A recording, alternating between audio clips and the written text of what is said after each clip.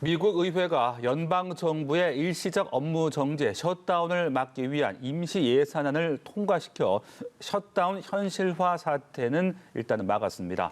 네, 토니 블링컨 미국 국무장관은 북한의 최근 미사일 시험 발사와 관련해 유엔 안전보장이사회 결의안을 반복적으로 위반한다며 심각하게 받아들여야 한다고 말했습니다. 밤사이 들어온 글로벌 뉴스 김지수 기자와 함께 살펴보겠습니다.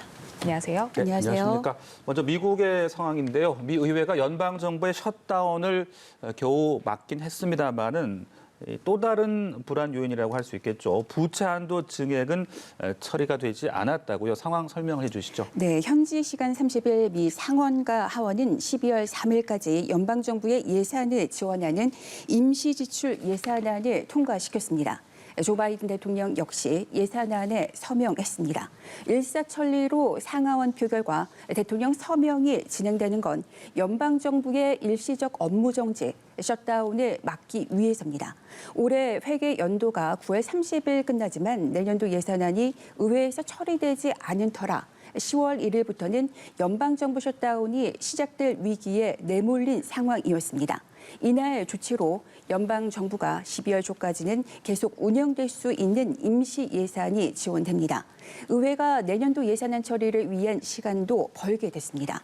연방정부의 셧다운이 시작되면 필수 기능만 남기고서 연방정부 운영이 중단됩니다. 공무원을 비롯한 정부에 고용된 인력 수십만 명이 휴직을 하게 되고 임금을 받지 못하게 됩니다. 트럼프 행정부 시절에도 멕시코 장벽 예산안을 둘러싼 여야 갈등 때문에 연방정부 셧다운이 35일간 지속된 적이 있습니다. 미국의 최장기 셧다운이었습니다.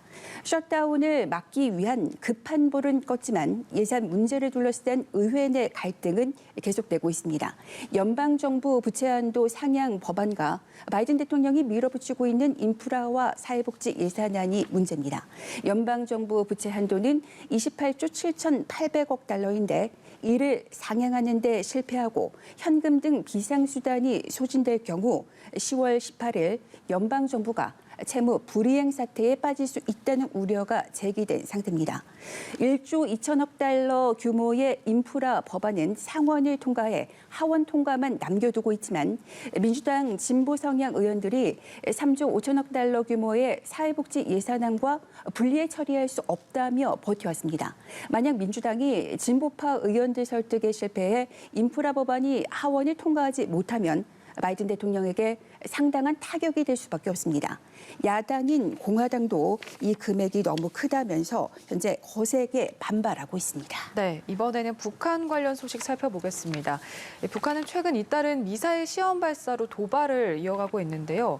이 북한에 대한 국제사회의 비판의 목소리도 커지고 있다고요. 네, 북한은 지난달 순항 미사일과 단거리 탄도 미사일 시험 발사에 이어서 극초음속 미사일을 시험 발사했다고 주장했습니다. 그리고 어제는 신형 반항공 미사일을 시험 발사했다고 주장했습니다. 토니 블링컨 미 국무장관은 북한의 최근 미사일 시험 발사와 관련해 유엔 안전보장이사회 결의안을 반복적으로 위반한다며 심각하게 받아들여야 한다고 말했습니다. 그는 기자들과 만난 자리에서 이같이 말하며 남북한 대화를 지지한다는 입장도 밝혔습니다. 앞서 글렌 베너크 미 북부사령관은 북한이 최근 발시험 발사했다고 주장한 극초음속 미사일 주장에 대해서 현재 분석 중이라면서 미 본토는 안전할 것이라는 입장을 밝혔습니다. 북한 주장의 진위를 평가하는 단계지만 설사 그렇다고 해도 미국은 안전하다는 겁니다. 미국은 북한의 극초음속 미사일 시험 발사 보도가 나오자 유엔 안보리 결의 위반이라고 규탄하면서 속히 대화의 장으로 나오라고 촉구하고 있습니다. 극초음속 미사일은 음속의 5배 이상의 속도를 내 미국의 현재 미사일 방어 체계로는 사실상 요격이 불가능합니다. 미국은 북한의 극초음속 미사일 발사 보도 이후 영국, 프랑스와 함께 유엔 안보리 소집을 요구했는데 중국과 러시아가 회의 연기를 요청하면서 30일 열릴 예정이었던 회의는 하루 뒤로 미뤄졌습니다. 중국과 러시아가 여전히 미온적인 그런 태도를 보이면서 안보리가 북한에 대해서 경고하는 카드를 어떤 것을 제시할지 현재로서는 미지수입니다. 네. 코로나19 관련 상황도 짚어보도록 하죠. 이 미국에서는 백신 접종 속도를 높이기 위해서 백신 의무화 조치를 취하고 있는데 효과를 좀 보고 있는 겁니까? 네, 캘리포니아주의 경우 현지 시간 목요일 의료 종사자의 백신 접종 의무화 조치가 본격적으로 시행이 됐습니다. 그런데 마감일 직전에 접종률이 급상승한 것으로 나타났습니다.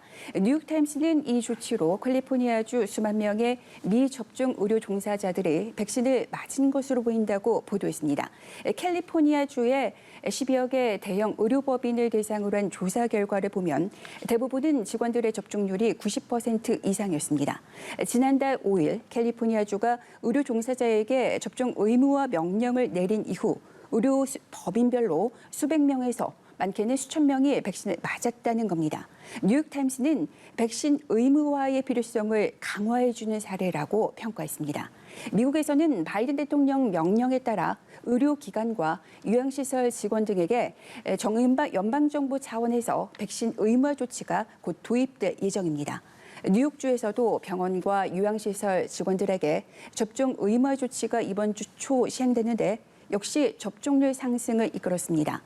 접종 의무화가 발표된 8월에 접종률은 약 75%였는데 지난 28일에는 92%로 올라갔습니다. 약 10만 명이 추가로 백신을 맞은 겁니다. 그리고 항공사 가운데 유일하게 백신을 의무화한 유나이티드 항공도 미국 직원 6만 7천여 명의 99%가 백신을 맞도록 하는 성과를 냈습니다. 그러나 600명에 가까운 직원은 접종을 거부해서 해고됐습니다. 그리고 12만 명의 직원을 둔 식품 가공업체 타이슨푸드는 8월 초에 접종자가 절반에도 못 미쳤는데 이제는 91%로 올라갔습니다. 미국 22개 주에서 병원을 운영하는 의료법인 트리트니 헬스에서도 접종률이 75%에서 최근에 94%로 상승했습니다.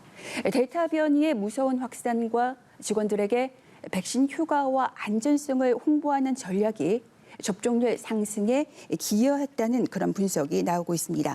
하지만 접종 의무화는 병원들의 인력난을 심화시키는 측면이 있다는 지적도 나오고 있습니다. 간호사 등 적지 않은 인력이 의무화에 반대해서 일터를 떠나고 있기 때문입니다.